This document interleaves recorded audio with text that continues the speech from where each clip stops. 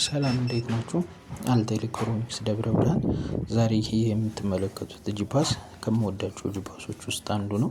የራይዚንግ ምርት ሲሆን ብዙ ጊዜ ይሄ ጂፓስ የሚያስቸግረው ቤዝ እና የቲተር ድምጾቹ እየጠፉ ነው።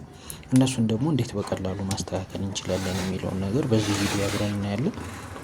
እንደምትሰሙት ጂፓሱን ወደ ኤፍኤም ሞድ ስንቀይረው በቤዙም በቲተሩም በኩል ምንም አይነት ድምጽ አያወጣም። ይህ የሚሆነው ደግሞ ሳውንድ ትራንዚስተሮች አሉ። እነሱ ትራንዚስተሮች ፋንክሽናቸውን በስነ ስርዓት መወጣት ሳይችሉ ስራቸውን በማይሰሩበት ሰዓት ነው። ስለዚህ ይህንን ጂፓስ እስኪ ፈተን አብረን እንየው። ቦርዱ በጣም ጠንካራ ከምላቸው ቦርዶች ውስጥ አንዱ ነው። ያው እንደምትመለከቱት ይሄ ሜናይስ ያለው ድምጹን ፕሮሰስ የሚያደርግበት። ከዛ ውጪ ደግሞ ትንንሽ ትራንዚስተሮች አሉ። እነሱ ትራንዚስተሮች ላይ ቮልቴጅ እየደረሳቸው ሲግናል ግን ከአንድ በኩል ወደ አንድ በኩል ማሳለፍ ሳይችሉ ነው። ይሄኛውን እንግዲህ የምትመለከቷት ትራንዚስተር ከኮሌክተር ወደ ኢሚተር በቲዩዘር ጃምፕ ሳደርጋት የቤዝ ድምፁ ይወጣል። ስለዚህ ይቺማ ቤዝ ድምጽ የሚያልፍባት ትራንዚስተር ነች ማለት ነው። ይቺን አሁን ሁለቱን ሾርት በማድረግ ቤዙ ድምፁን እንዲሰራ ማድረግ እንችላለን። ቲተሩን ደግሞ ሁለት ቲተሮች አሉ።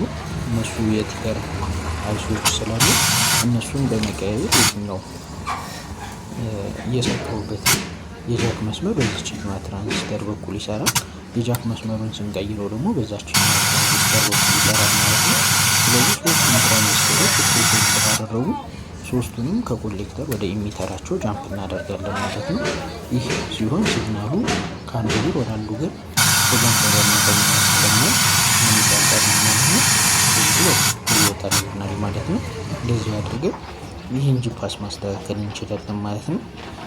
በቅርቡ ደግሞ ስለ ቲቪ ሶፍትዌር የሰራኋት ቪዲዮ ስላለች እሷን በዩቲዩብ ቻናሌ ላይ እለቃለሁኝ። እንደምትመለከቱት ይህን ትራንዚስተሮች ሾርት አድርጌ ጨርሻለሁኝ።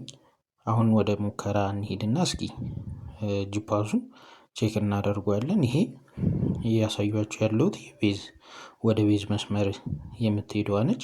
እነዚህ ደግሞ ይቺኛዋ ትራንዚስተር ለዛችኛዋ አይሲ ድምጽ የምትሰጥ ስትሆን ይቺኛዋ ደግሞ ለዚችኛዋ ትሰጣለች ማለት ነው።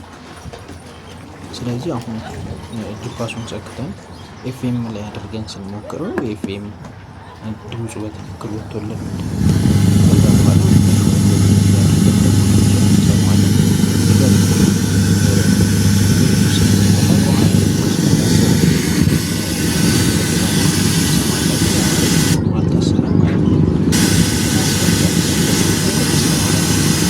ማለት ነው።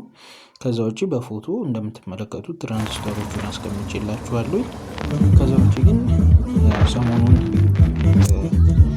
የቲቪ ሶፍትዌር እንዴት ማስተካከል እንችላለን የሚለውን ነገር እየጠየቃችሁኝ ስለሆነ እኔም ባለችኝ ያለው የማውቃትን ነገር ቪዲዮ እየሰራሁ ነው። አመሰግናለሁ።